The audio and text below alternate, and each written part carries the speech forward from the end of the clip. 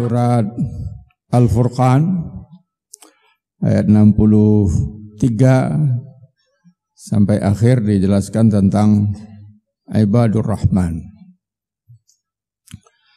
Ibad artinya hamba-hamba, jamak dari abdun. Ar-Rahman itu salah satu dari nama dan sifat Allah Subhanahu wa taala.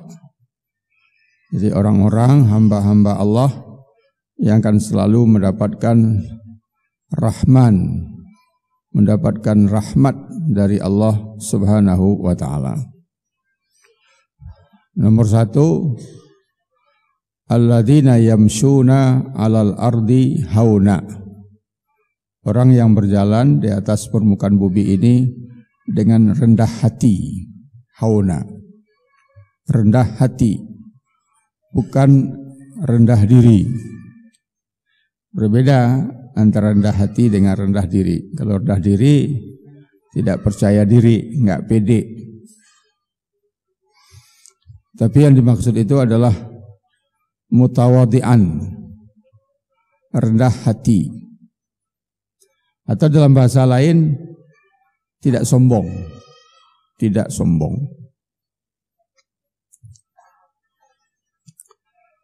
Ada orang yang maksudnya rendah hati, tapi kelihatannya jadi sombong.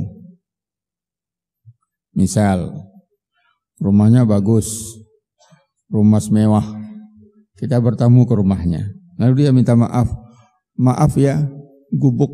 Nah coba, ini orang rendah hati apa sombong? Udah jelas rumahnya sebagus itu dibilang gubuk. Nah kalau rumah Anda sebagus ini gubuk, lalu rumah saya itu apa? Kita naik mobil dia, udah jelas mobilnya Alphard, kita naik lalu dia bilang maaf ya, mobilnya gerobak. Loh ini orang rendah hati apa sombong? Alphard kok dibilang gerobak. Nah, kalau Avanza apa kalau Alphard gerobak?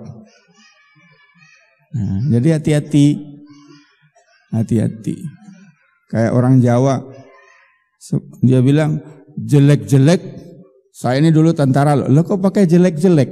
Ini orang rendah hati apa membanggakan? Jelek-jelek saya ini loh.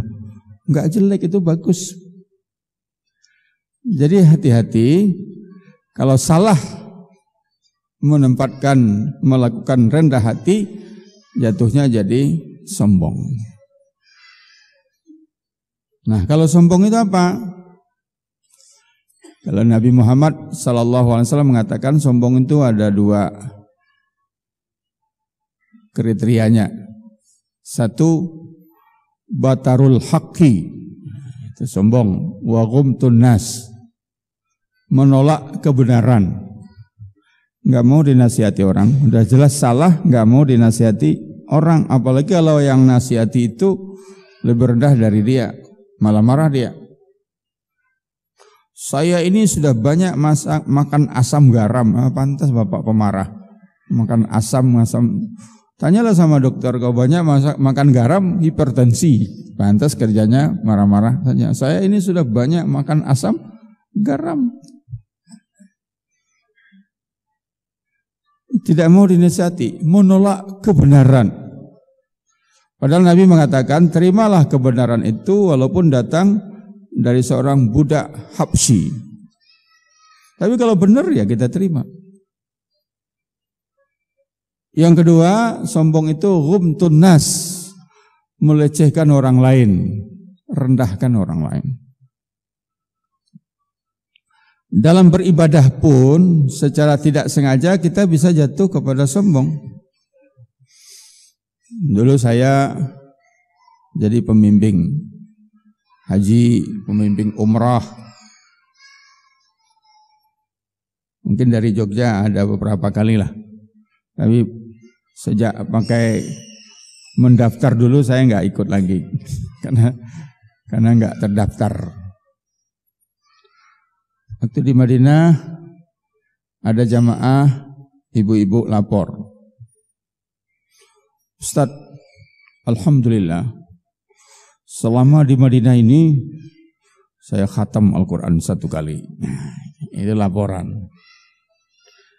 Bagus. Itu namanya wa amma bi ni'mati rabbika fahaddits. Nikmat Tuhanmu itu ceritakan. Jadi secara tidak sengaja yang tadinya niatnya cuma wa amma bi ni'mati rabbika fahaddits berubah menjadi ujub. Ujub itu apa? Kagum dengan amalannya sendiri. Kagum. Tunggu saja setingkat lagi dia jadi sombong. Ustaz, benar kan Ustaz? Kita ke Mekah ini kan untuk beribadah Ustaz. Saya tiap malam iktikaf di masjid, baca Quran. Saya heran dengan teman sekamar saya Ustaz. Tidur aja kerjanya, mulai melecehkan orang lain. Jadi setan pandai sekali merubahnya sedikit demi sedikit, akhirnya berubah menjadi sombong. Nah, hamba Allah yang beriman itu tidak sombong. Wa ibadur rahman alladzi yamshuna 'alal ardi hauna.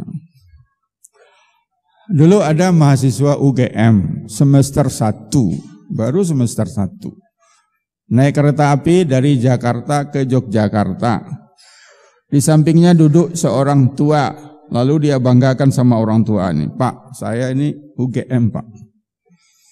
Saya belajar, ada mata kuliahnya namanya antropologi. Bapak tahu antropologi itu apa?" Orang tua ditanya antropologi. Bapak tadi bilang, "Apa itu?"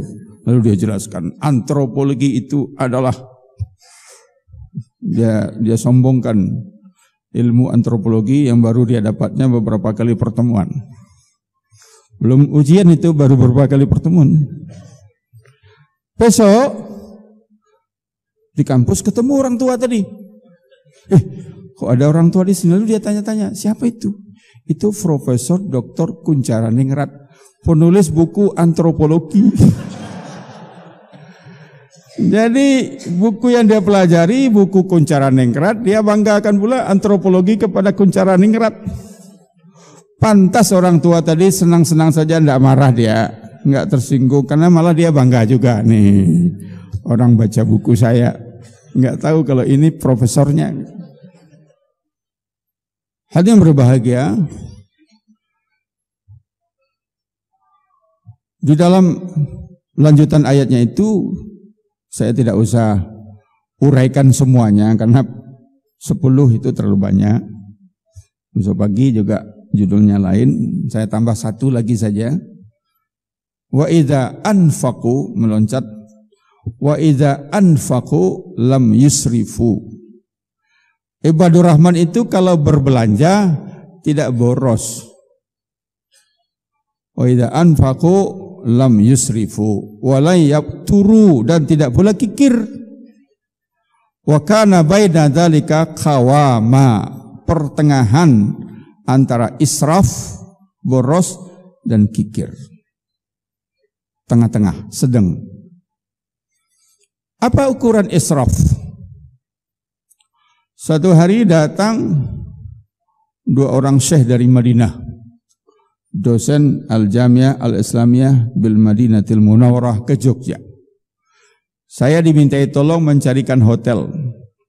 Katanya cari hotel yang terbaik. Terus waktu itu dapat, ya pada masa itu yang terbaik Hotel Garuda, Ambarkumo penuh. Ya ada cuma Garuda. Dia bilang ambil 2 kamar untuk 3 malam. Saya ambil. Saya hitung-hitung biaya hotel 2 malam, 3 malam untuk 2 orang, itu sama dengan kontrak rumah saya 1 tahun. Saya tawari kepada dia, "Saya bagaimana kalau nginap di rumah saya aja? Gratis. Saya ada kamar." Hotel itu mahal loh saya. Ukuran saya di Jogja. Atau 1 berdua saja, 1 kamar 2 orang. Enggak, itu murah itu Yunahar. Rakhis. Dia bilang murah. Menurut saya itu sudah mahal. Apakah syekh ini tidak ngerti israf? Masa tidak ngerti? Ulama, dosen di Madinah masa tidak ngerti? Setelah lama saya renungkan, akhirnya saya dapat kesimpulan. Israf itu bukan dari harga. Bukan dari mahal atau tidak. tapi dimanfaatkan apa tidak itu. Murah sekalipun dibeli nggak dipakai itu israf. Beli baju banyak tapi disimpan saja dalam almari, nggak pernah dipakai, itu israf. Walaupun harganya cuma 10.000, tapi kalau tidak dimanfaatkan israf. Jadi ukurannya itu, israf itu bukan mahal atau murahnya, tapi bermanfaat atau tidak. Kalau kita beli murah pun kalau tidak dimanfaatkan itu namanya israf. Kita beli mahal kalau memang bermanfaat tidak israf. Nah, kikir, pelit. Jangan pelit. Jangan kikir seperti Abu Qasim di Irak. Abu Qasim itu salah satu orang terkikir di Irak dulu. Uangnya banyak tapi pelit. Salah satu bentuk kikirnya sepatunya banyak tambalnya. Tidak mau dia ganti yang baru, ditambal sehingga sekota Baghdad orang tahu, dimanapun ditaruh orang tahu itu milik Abu Qasim. Nah, sampai suatu saat dia pergi ke pemandian umum, buka sepatunya, lalu datang orang, hei Abu Qasim, belilah sepatu baru, sepatu udah banyak tambal begitu. Dia senyum-senyum saja. Pulang dia lihat sepatunya nggak ada lagi, ada sepasang sepatu baru. Wah, orang tadi bagus, tidak hanya mengkritik, dia belikan saya sepatu. Nah, diambil sepatu orang tadi. Dikira itu sepatu dibelikan orang tadi. Rupanya dia cuma salah keluar, bukan di tempat itu sepatunya. Itu sepatu Tuan Hakim yang diambilnya. Begitu Tuan Hakim mau pulang, sepatunya hilang. Enggak ada, tapi ada sepasang sepatu punya Abu Qasim. Siapa lagi yang ngambil kalau bukan Abu Qasim? Digeledah ke rumahnya, ketemulah sepatu Hakim, lalu dia diadili. Telah mengambil sepatu Hakim, maka dia suruh memilih mau dipenjara atau ganti rugi. Akhirnya dia bayar ganti rugi. Marah dia sama sepatunya. Gara-gara kamu saya mengeluarkan uang banyak gitu. Lalu sepatunya dia buang. Dia pergi ke sungai, dia buang sepatu itu. Hanyut. Ada orang mancing, kepancing sepatu Abu Qasim. Nah, karena sudah terkenal, oh kasihan Abu Qasim sepatunya hanyut. Nah, lalu diambil sepatu tadi, diantarlah ke rumah Abu Qasim. Abu Qasim nggak ada yang jawab. Cari jendelanya, ada yang terbuka, dilempar saja. Dilempar, kena almari, pecah, berantakan perabotan, kaca. Pokoknya barang-barang pecah belah pecah. Abu Qasim pulang, sepatu udah balik lagi, sudah kaca berantakan. Wah, tambah marah dia. Gara-gara kamu, tambah banyak rugi saya. Lalu dia pergi ke sutuh, bagian atas atap rumahnya yang di semen itu, dia taruh sepatu. Kamu di sini aja. Rupanya kucing main-main ke atas. Dimain-mainkan oleh kucing itu, dilempar ke bawah. Ada orang lewat, kena kepalanya. Lapor lagi kepada Pak Hakim, saya dilempar oleh Abu Qasim dengan sepatunya.